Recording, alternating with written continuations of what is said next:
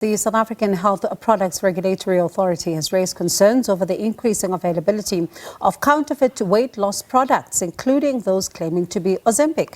Sapra added that these products pose a health risk as their quality has not been verified. So these products are also being sold through websites, social media, as well as informal channels. Ozempic itself, for example, is not registered for weight management in South Africa. But let's have this conversation deeper now. We speak to Deon Poovan, Acting Chief Regulatory Officer at Sapra.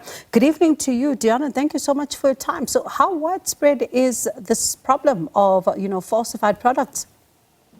Well, the problem of falsified products is actually a problem that not many countries can quantify, but we do have evidence of it, and particularly with regards to these medications that claim to contain what Ozempic contains. So we have seen evidence of this as SAHPRA.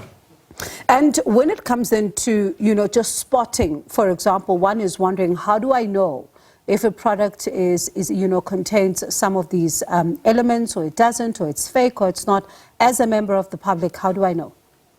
Well, with medicines, and particularly medicines that are controlled through the pharmacies, it's very important that the public actually purchases these medicines from licensed facilities such as pharmacies. And if you are going to be getting any medication, for example, from a retailer, for example, like paracetamol tablets that you can get from a retailer, there are important signs that you can look for on the packaging of your medicine to see whether or not this is a counterfeit medicine. That could be the batch number. It could be the way the labeling is done. It could be actually the contents. Do they match what you've seen previously, or does it match the description within the patient information leaflet? And those are just some of the things that you can look for to determine whether the medicine you've bought is in fact counterfeit. So sometimes people admittedly do not pay attention to the ingredients. They also don't pay attention to the labeling and all of that. Is there any other way that potentially is simpler for someone who comes over the counter, or sometimes it's just coming to a pharmacy and they want to buy something that they can easily spot that this is possibly fake? Yeah, I mean, this is one of the main reasons that we exist as the regulator, right? It's so that when people go to places that are licensed to sell medicines, we know that that medicines has come through a supply chain that's been regulated by SAHPRA. So how it works is that SAHPRA would regulate the manufacturers or the importers of the medicines, who then sell to wholesalers, who then sell to pharmacies or clinics or hospitals. So if you are the type of person that doesn't look at the medication that you are buying, if you're buying from licensed facilities, you are sure that you are getting medicine that is legitimate. So should I then also, at the back of whatever product I'm buying, look then if it was approved by SAHPRA? Well, there are medicines that SAHPRA approves where we put it through the registration process, correct? And then there are some medicines that SAHPRA has authorized, but not necessarily evaluated. So when you see a medicine, for example, complementary medicines, it's actually a requirement that if you haven't registered it with SAHPRA, which is a very lengthy, very intricate, very detailed scientific process. If you haven't registered it with SAHPRA, but you've authorized it by SAHPRA, you need to state that SAHPRA hasn't evaluated it. But that does not mean that SAHPRA hasn't authorized that product. So are there any generics of Ozempic, for example, one would ask? No, there are currently no generics that are registered for Ozempic, and which contains the semaglutide. So there are no registered alternatives for the Ozempic containing semaglutide, which is why we are warning the public about any of those unauthorized versions.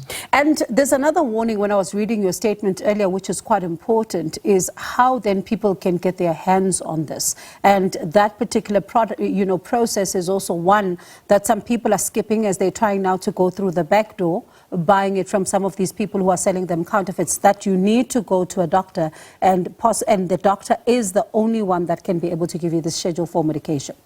Yes, and you've actually mentioned it. It is a Schedule 4 medication, which means that it requires a prescription because a doctor actually needs to monitor you while you are using this for diabetes. A doctor can prescribe it off-label, right? But that is within their professional jurisdiction. But it's very important when we're using a controlled medication such as Ozempic that the doctor monitors you. Ozempic can have side effects if you are using it for things that the doctor has not prescribed it for. And because some people are obviously using it for weight loss, is that safe?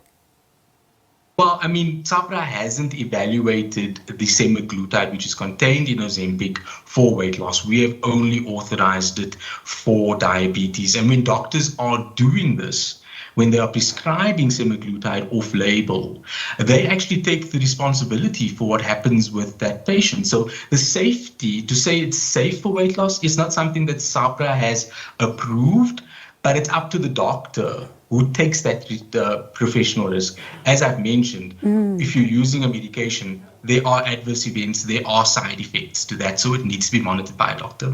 And the fact that a number of people are now looking at, getting their hands on this and, wanting to lose the weight and all of that, I understand as well that it's led to a shortage as well for some of the diabetic patients?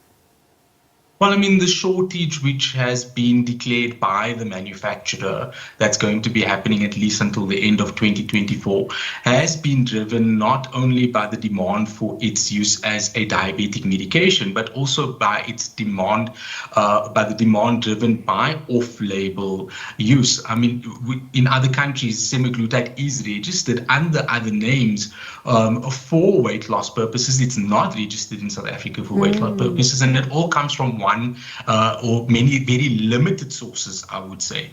So the demand has been driven by various factors. But at the end of the day, the company has said that they are unable to keep up with the demand for a very limited time. So, Deon, there's quite a number of weight loss or purported weight loss medication that is out there littered in the stores and all of that. And off the bat, if one goes there and they didn't go to the doctor and they just simply go to any store and they go to the aisle, what should they take into account before they even purchase anything that they're trying to get to help them to lose the weight? Well, I mean, there are some products that are out there that are not registrable by SAHPRA, right? That people are claiming assists with weight loss.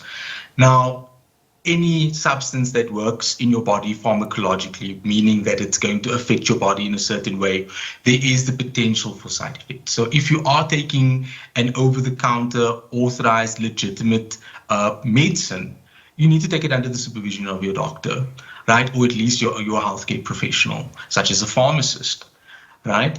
Then there are other medications that may actually contain controlled substances, but it has been brought in illegitimately, right? So you also need to be careful. You need to read the label as to what these contain, and you need to read any warnings that are on the packs. And that, I'm just talking about products that you can find sort of in the retail stores. Then as you go up the controls, you need to then start engaging with your healthcare professional for more highly scheduled weight loss medications.